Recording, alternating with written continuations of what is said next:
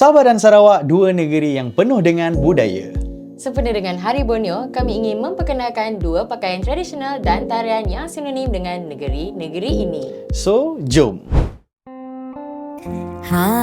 Saya memperagakan pakaian tradisional masyarakat orang Ulu dari Sarawak.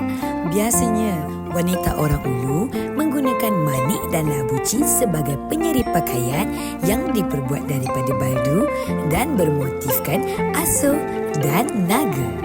Aksesoris kepala ini dipanggil tapung se dan biasanya dipakai semasa persembahan tarian ataupun upacara. Yang kami gayakan sekarang hanyalah baju dan tapung se sahaja tanpa aksesoris lengkap yang lain. Saya juga nak tunjuk sedikit gerakan tarian Datun Julut yang berasal dari masyarakat Kenyah, salah satu etnik utama dalam kumpulan orang Ulu di pendalaman Sarawak. Dalam bahasa Kenyah, Datun Julut yang bermaksud tarian burung enggang yang melambangkan keindahan, kemuliaan dan semangat roh nenek moyang.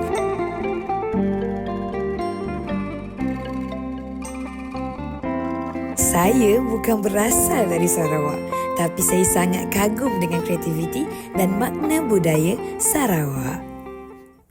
Tadi kita dah tengok pakaian tradisional Sarawak kan? Sekarang inilah dia pakaian tradisional kaum Kadazan Dusun dari Sabah.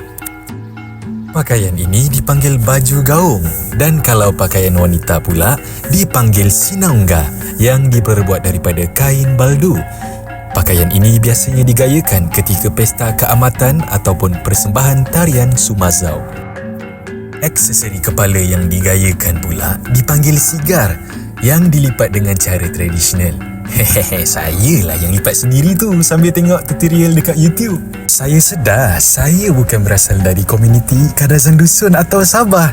Sebab itulah saya sangat berhati-hati bila bercakap tentang budaya ni. Tapi makin saya kenal, makin saya hormat. Saya rasa penting untuk kita raikan kepelbagaian budaya Malaysia dengan penuh rasa syukur dan hormat. Korang dah ready ke belum untuk bersumazau? Saya nak tunjuk sikit ni gerakan tarian Sumazau. Semoga terhibur.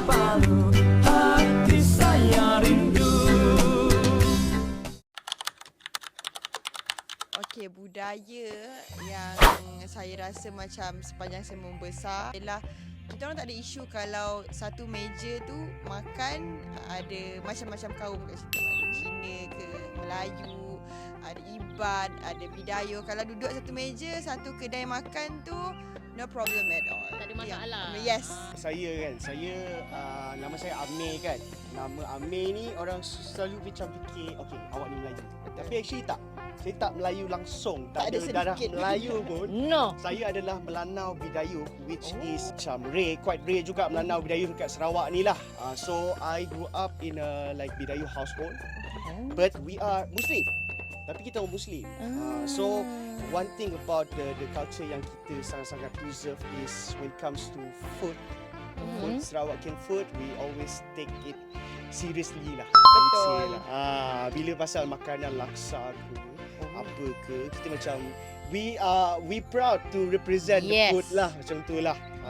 I suka sebab traditional costume, traditional baju kita orang. Kenapa?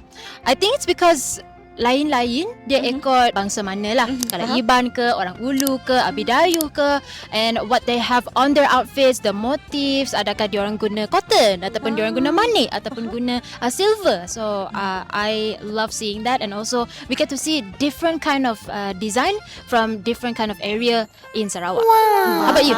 Kalau saya muzik. Muzik, kenapa muzik? Sebab muzik bagi kes bulu betis semua orang boleh menari bagi kes bulu betis.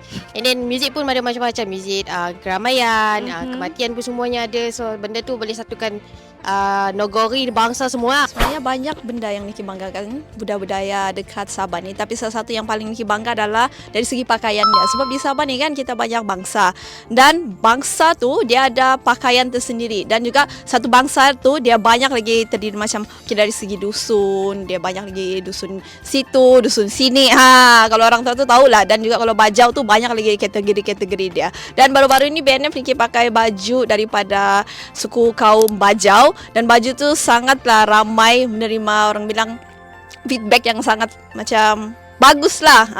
Jarang-jarang orang pakai kan. So budaya yang paling Niki bangga adalah pakaiannya. Is the friendliness yang kami ada lah, okay. Kami macam mana, senang cerita, orang-orang kami ni kan kuat tolong menolong.